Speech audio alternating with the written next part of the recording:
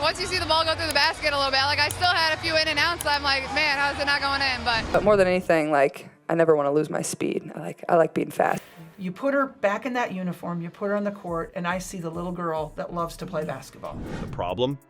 Caitlin Clark's rookie season is breaking records, but some say she's not dominating.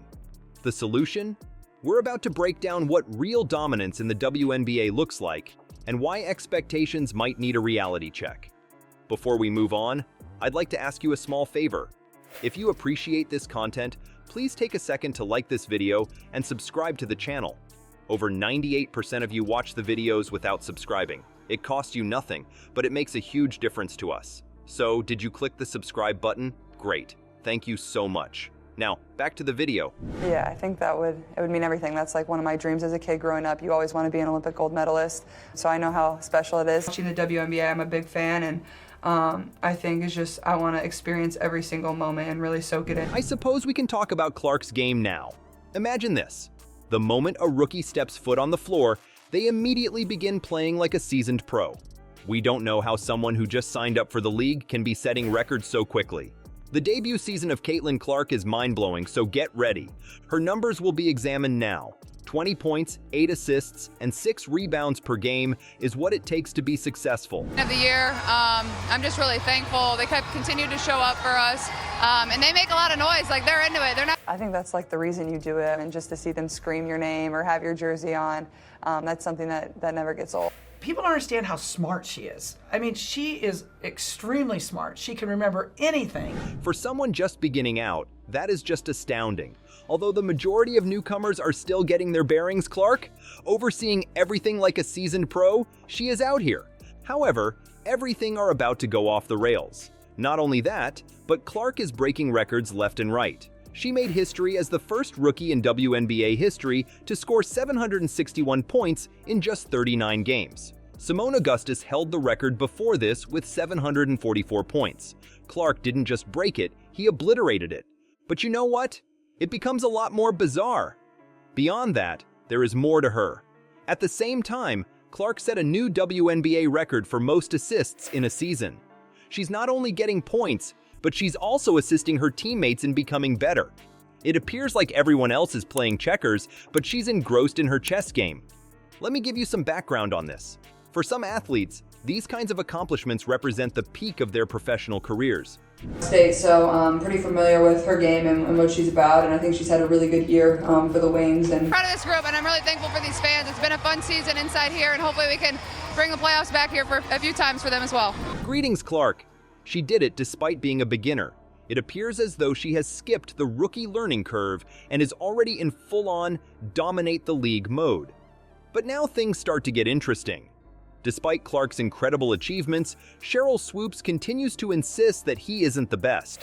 After all, this isn't domination, so what is? The question is, what else is there for a newbie to do to establish their superiority? Having said that, numbers aren't everything. Clark's movements that change the game are the main focus. Not only is she a novice, but she is also performing admirably. Fans are turning in just to see her play, coaches are planning plans around her, and veterans are taking notice of her performance. We should pause for a moment to talk about what we anticipate now. There is a tremendous deal of expectation on a rookie who was picked highly to deliver. Because of the extreme pressure to perform, some sportsmen quit. But you, Clark? She is not only surpassing expectations, but she is also killing them. me going into this year is I just don't want to live with any regret of, I don't know if I'm going to stay, I don't know if I'm going to go. Yep. I think you're seeing that. We can kind of read each other's eyes. We're playing in transition at a better pace. I find it hard to see it as anything other than dominance when I consider her impact on the game, record-breaking numbers, and graceful managing of pressure. Clark is not only having a solid rookie season, he is having a historic one.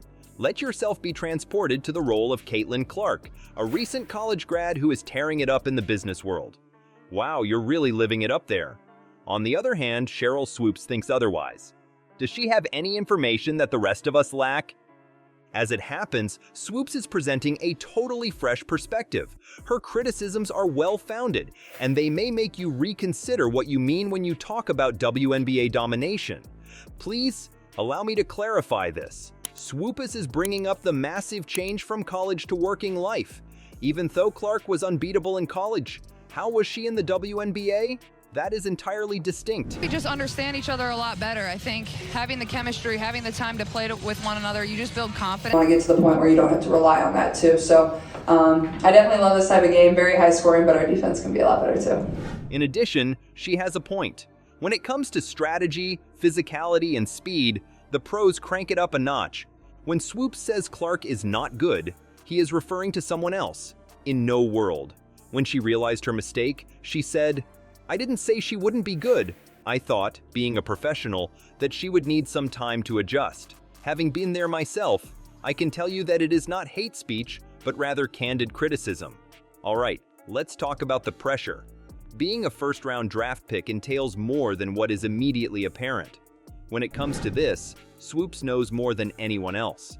She contends that, don't put all that pressure on these rookies. Let them adjust. Let them understand what it means to be a pro. She seemed to be telling us to be practical about our goals, if you will. However, this is where things start to get interesting. Swoops thinks it's more important to watch games in person than to depend just on statistics. But overall, I thought we played well. Our defense could have been a little bit better, especially to start the game. But I've been very sore, and it's been hard to shoot some days, but I think it's definitely going to help me down the stretch. She's claiming, if you watch the game, you're like, damn man, she could have had this, she could have had that. More significant than the basic numbers are the game's trajectory, missed opportunities, and near misses. At this point, Swoops recognizes Clark's talent. She claims that Angel Reese and Clark have exceeded expectations, but her beliefs about what it means to be a WNBA champion have never changed. This won't be accomplished in a single growing season. Rather, it will take time. Things have probably been said about me, but honestly, I'll take that because look where women's basketball is. You know, she just like kind of takes what they give you. She's always consistent. She's always going to step up to the plate and guard whoever she needs to guard. Now for the most surprising part, according to Swoops, leading the WNBA in assists is not necessarily dominating. Are you free at the moment? But isn't that the epitome of power and authority? But according to Swoops, there's more complexity to the story than that. What matters most is how those assists fit into the bigger picture of the game plan. Please, allow me to clarify this. The question is whether Swoops is trying to teach us anything about professional basketball or whether she just wants to pick on Clark. Think about it. She thinks about the full picture, not simply the highlights, including the downtime, the stress, and the consequences in the long run. Swoops appears to be advising you to relax. While true WNBA supremacy is a whole other ballgame, we cannot not overlook Clark's outstanding first campaign. Her actions enhance rather than reduce our comprehension of Clark's achievements. We may be fixated on the WNBA, but aren't we missing a bigger picture here? Somewhere between Swoops and Clark lies the possibility of truth. If we break things down, I believe we can figure it out. Most of the time, when we think of being the greatest at something, we imagine having a significant statistical advantage, right? Scores, assists, rebounds, and so on. The usual suspects. And Clark has plenty of those too. But that isn't enough, says Swoops. So, why is this happening? Just so I understand correctly, dominance isn't determined by raw numbers. What matters most is how you change what's happening. Like he or she's killing them, but you have a 25-year-old playing against a 20-year-old. This was our last regular season one at home. You know, it's fun. It's on the weekend. It's an afternoon game. Like, those are just better. At that time, Clark and things begin to heat up. Her astounding statistics may shock you, but consider all she has done for her team. Check it out. After the Olympic break, the Fever went 9-4. It's a whole different ballgame now. Could there have been someone more pivotal? I couldn't agree more, Caitlin.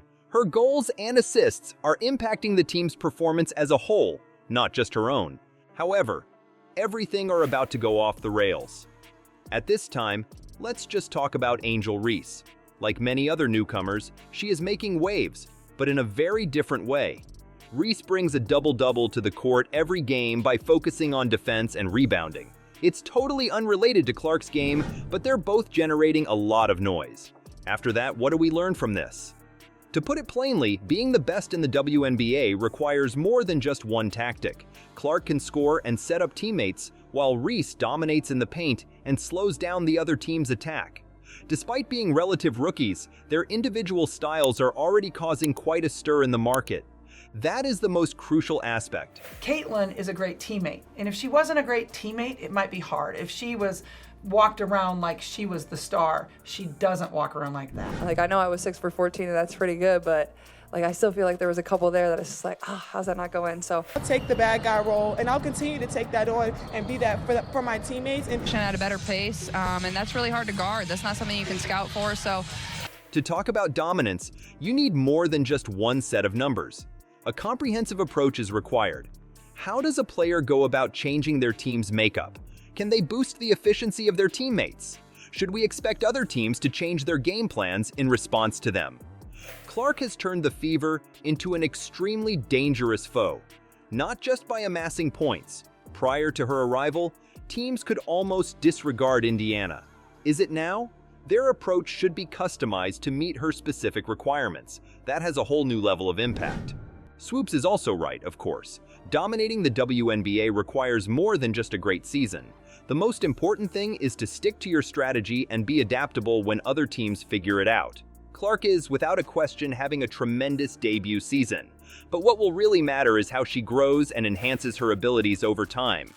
At the moment, I'm considering whether an alternative metric could better capture the success of rookies. Asking, how has this player improved their team? Instead of concentrating only on statistics like points and assists would be more insightful. What exactly have they done to make the other teams change? What kind of foundation are they laying to guarantee long-term success anyway? Looking at it that way, Clark and Reese are really making an impact. Not only are they scoring points, but they are also improving their team's performance. It would be foolish to ignore their respective significance, even though they are influencing the league in different ways.